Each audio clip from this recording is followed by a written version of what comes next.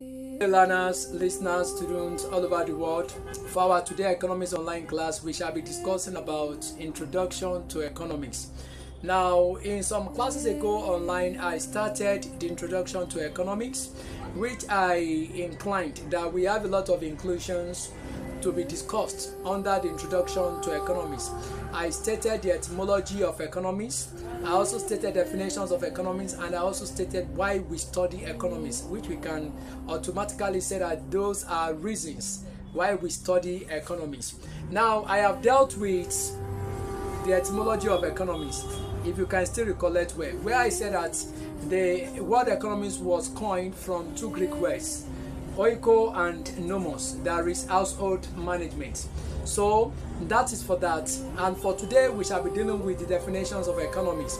We have a lot of definitions of economics, but I would like to pair the definitions of economics based on this discussion. I would like to categorize the definition of economics into two. Number one is general definition, and number two is scholars' definitions of economics. The first one, which is the general definitions of economics, we can say that economics will be defined as the science of household management, full stop. Economics will be defined as the science of household management. But if you are an economics student, that you are writing economics, if you defined economics as the science of household management, you are half right.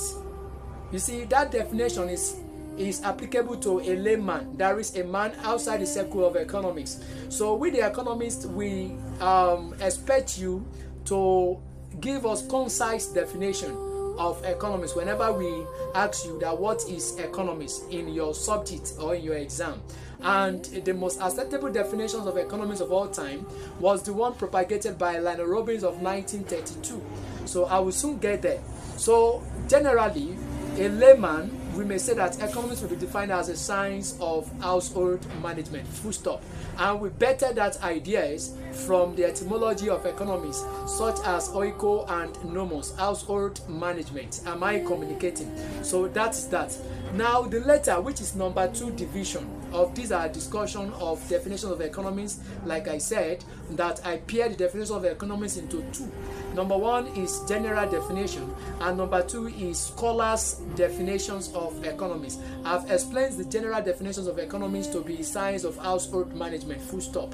Now, the scholars' definitions of economics, we have a lot of economists that have existed before I was born. Am I communicating?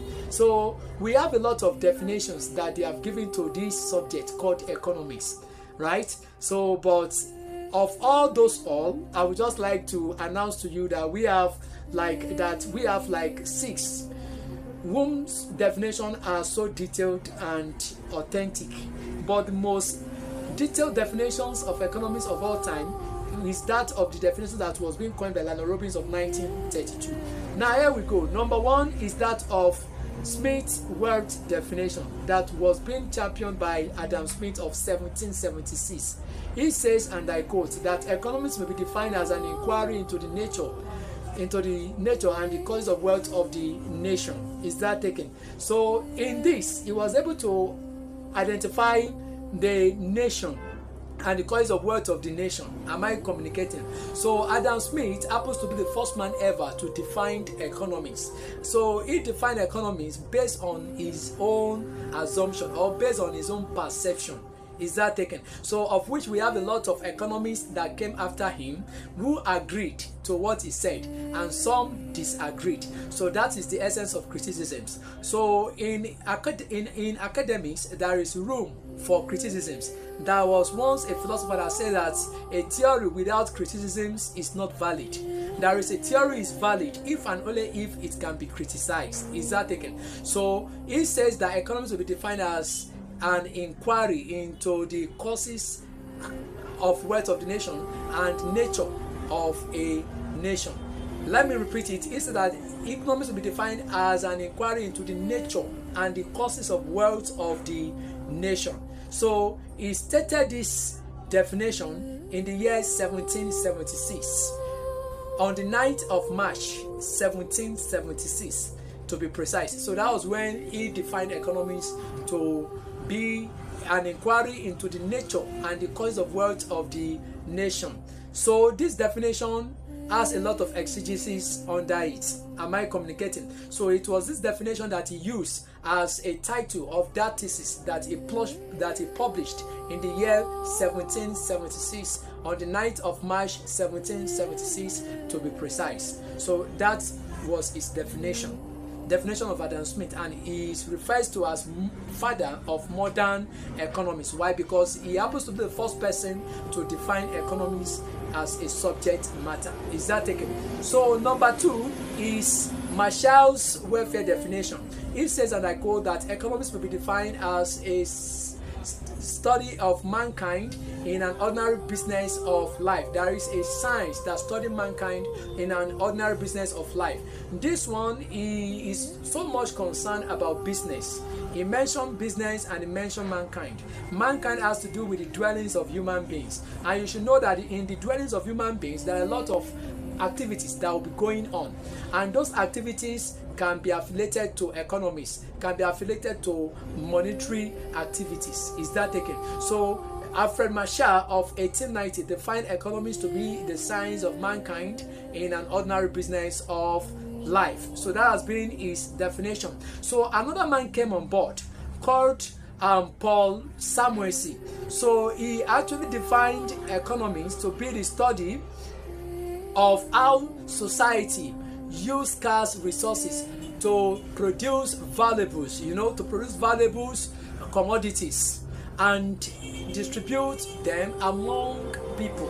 That is, how do we use scarce resources to produce valuables? Valuables are commodities, and commodities are goods and services that serve human wants and needs, right? That has been the definition of Paul Samuelson. So another man also came on board called John Maynard Keynes. So he also gave his own exegesis on the subject matter called economics. John Maynard Keynes of 1923, he says that economics may be defined as a science of thinking in terms of model, joining the art of choosing model which are relevant to the contemporary world. So this is somehow technical. Am I communicating? Why? Because John Maynard Keynes is an economist, a macroeconomist for that matter. So he was able to give his insight, and he says that economics will be defined as a science. It is a science, yes, a science of thinking in terms of model, joining the art of choosing model from choosing model which are relevant to the contemporary world, right? So that has been the definition of John Maynard Keynes of 1923. So we also have another definition of a particular professor called Professor Lionel Robbins of 1932. So this definition happens to be the most detailed definition of all time. It can stand the test of time at any time. So Lionel Robbins of 1932 says, and I quote, that economics may be defined as a social science that study human behavior in relationship with ends and scarce means which have an alternative uses. You see, this definition is the most detailed definitions of all time among those definitions that I've stated earlier. So he mentioned a lot of inclusions in that his definition that make it to be authentic, that make it to validate all his exegesis. Is that taken? So from this definition we can deduce attributes of economics, the attribute of economics. Now I would like to discuss about the attribute of economics in my next class, but just hold on to this definition, that the definition of Lionel Robbins of 1932 is the most detailed definition of all time. It says, and I quote, that economics will be defined as a social science that study human behavior in relationship with ends and scarce means which have an alternative uses. So I would like to stop here. For questions, observations and comments, feel free to connect me via my mail. I do appreciate your listening ears. I remain your educator Julius Oluwaseun. So thanks a lot, and you may connect me via my Gmail, juliusoluwaseun78@gmail.com. Thank you a lot.